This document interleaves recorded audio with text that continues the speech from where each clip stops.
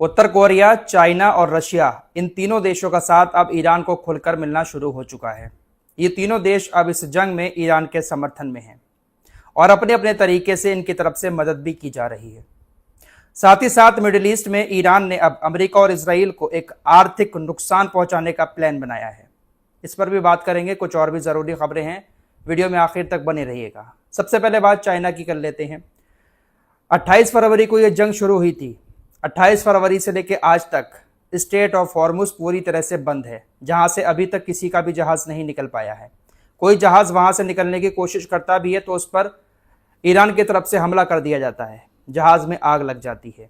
आज सुबह के वक्त में भी एक मालवाहक जहाज पर ईरान की ड्रोन बोट के जरिए टारगेटेड हमला किया गया। हमले के बाद जहाज में आग लग गई। ये जहाज दुबई के पोर्ट से निकला था और स्ट्रेट ऑफ हॉर्मुज को क्रॉस करने की कोशिश कर रहा था। ईरान की तरफ से कहा गया कि हमने इस जहाज को चेतावनी दी, लेकिन ये नहीं रुका। उसके बाद हमारे ड्रोन बोट ने इस पर हमला किया। हमले के बाद की कुछ तस्वीरें सामने आई हैं। कुछ इस तरह से नुकसान जहाज को हुआ है।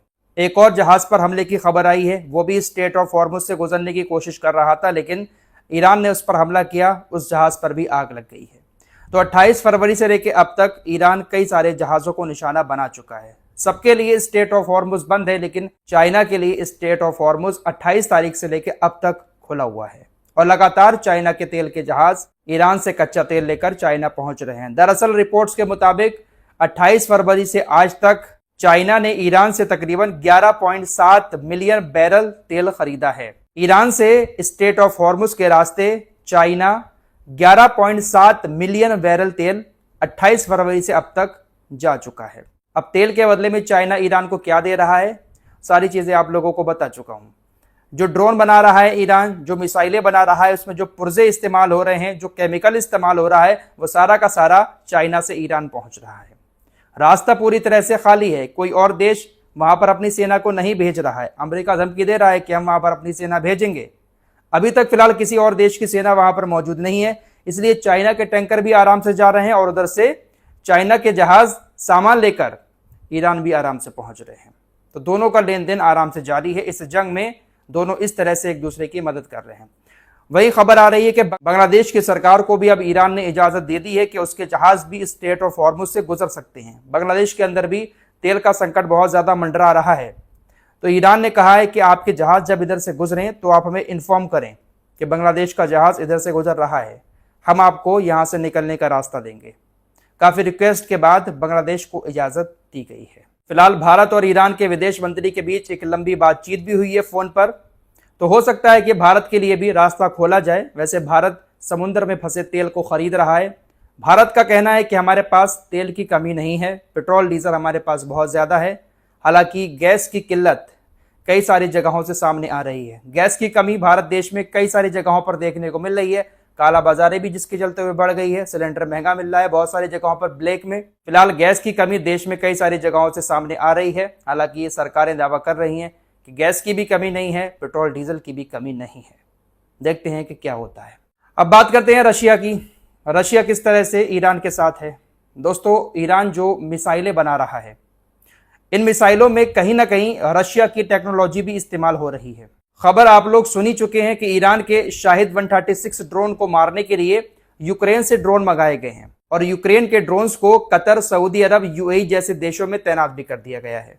यूक्रेन से ड्रोन इसलिए मंगाए गए हैं क्योंकि ईरान ने अपने ड्रोन रशिया को भी दिए थे। यूक्रेन और रशिया की जंग में रशिया ने यूक्रेन के ऊपर उन ड्रोन से हमला भी किया था। तो ऐसे दावे किए जा रहे हैं कि यूक्रेन ने अपने ड्रोन से रशिया के ड्रोन को मारा था, जो ईरान का ड्रोन था।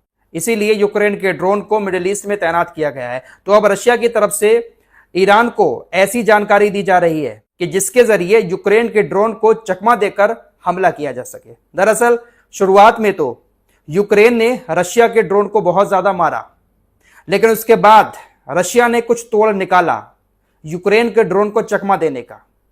शाहिद 136 ड्रोन से उसके बाद रशिया ने बहुत सारे हमले यूक्रेन के अंदर किए। वही तरीका रशिया ईरान को बता रहा है कि कैसे यूक्रेन के ड्रोन को चकमा देकर हमला करना है। दरअसल रशिया के खिलाफ जो यूक्रेन जंग लड़ा था, यूक्रेन ने रशिया के हमलों को रोकने के लिए जितने भी डिफेंस सिस्टम लगाए थे, उसमें से ज्यादातर डिफेंस सिस्टम लगभग मिडिल ईस्ट में इस वक्त ईरान के हमलों को रोकने के लिए तैनात हैं। तो रशिया यही सारी इंफॉर्मेशन ईरान के साथ लगातार शेयर कर रहा है कि कौन से एयर डिफेंस सिस्टम को किस मिसाइल से किस तरह से चकमा देना है, क्योंकि रशिया पिछले 4 साल से इन तमाम एयर डिफेंस सिस्टम के खिलाफ जंग लड़ रहा है और रशिया की मिसाइलों ने, रशिया के ड्रोन ने बहुत बुरी तबाही यूक्रेन के अंदर मचाई है। तमाम एयर डिफेंस सिस्टम को चकनाचूर कर दिया रशिया के ड्रोन ने, रशिया की मिसाइल ने। तो वही सारी इंफॉर्मेशन रशिया ईरान के साथ लगातार शेयर कर रहा है। उत्तर कोरिया की बात करें तो उत्तर कोरिया की तरफ से भी ईरान के नए सुप्रीम लीडर मुज्तबा खामनेई के सुप्रीम लीडर बनने पर बधाई दी गई है। साथ ही साथ अमेरिका और इजराइल ने ईरान के ऊपर यह जो हमला किया है इसको अवैध हमला बताया और इसकी उत्तर कोरिया की तरफ से एक बार फिर से निंदा की गई है। साथ ही साथ मुज्तबा खामनेई के सुप्रीम लीडर बनने पर उनको बधाई देते हुए सुप्रीम लीडर का सम्मान भी किया है कि हम उनका बहुत ज्यादा सम्मान करते हैं, हम उनके साथ हैं, हम उनको बधाई देते हैं। तो जब बड़ी बड़ी ताकतें इस तरह के बयान देती हैं तो कहीं ना कहीं जंग लड़ने वाले देश को थोड़ा बहुत हौसला जरूर मिलता है। तो उत्तर कोरिया भी खुलकर ईरान के सपोर्ट में बोल रहा है, रशिया भी है और इधर चाइना तो सपोर्ट में है। पिछली रिपोर्ट में आपको बता चुका हूं कि इजराइल और अमेरिका ने अब ईरान के अंदर बैंकों को भी निशाना बनाना शुरू कर दिया है। तेहरान के अंदर एक बैंक पर हमला हुआ जिसमें कई सारे बैंकर भी मारे गए और आम लोग भी मारे गए। इजराइल और अमेरिका अब इस तरह से ईरान के इंफ्रास्ट्रक्चर को नुकसान पहुंचा रहे हैं, आर्थिक रूप से कहीं ना कहीं ईरान को कमजोर करने की कोशिश कर रहे हैं। इस हमले के बाद अब ईरान की तरफ से भी बड़ा ऐलान कर दिया गया है कि पूरे मिडिल ईस्ट में इजराइल और अमेरिका से लिंक जो भी वित्तीय संस्थाएं हैं, आईटी कंपनीज हैं, उन सभी को अब ईरान निशाना बनाएगा। मिडिल ईस्ट के इन तमाम देशों में इजराइल अमेरिका से लिंक जो बैंक हैं या जो आईटी कंपनियां हैं, टेक कंपनियां, उन सभी को अब ईरान निशाना बनाने की बात कर रहा है। अगर अब ईरान की बैंकों को दोबारा से निशाना बनाया गया, ईरान ने कहा है कि वो Google, Amazon, Microsoft, Nvidia, IVM, oracle और प्लांटर के इजराइल, दुबई और अबू धाबी में मौजूद ऑफिसेस को वैलिड टारगेट के रूप में शामिल कर रहा है। ईरान की तरफ से कहा गया ये तमाम ऑफिस इजराइल में, अबू धाबी में, दुबई में, इन तमाम जगहों पर बने हुए हैं। बड़ी बड़ी टेक कंपनियां हैं, यहां पर अरबों खरबों का निवेश है, हम इनको निशाना बनाएंगे। अगर हमारे देश के अंदर बैंकों को निशाना बनाया गया, ईरान इस जंग में सीधा सिंपल फंडा अपना रहा है कि जिस चीज पर ईरान के ये लोग हमला कर रहे हैं उन्हीं चीजों को इन तमाम मिडिल ईस्ट के देशों में निशाना बनाया जा रहा है। क्योंकि अमेरिका जो हमले करता है ईरान के अंदर, वो कहीं ना कहीं इन तमाम अरबी देशों के एयर स्पेस से आकर ही करता है।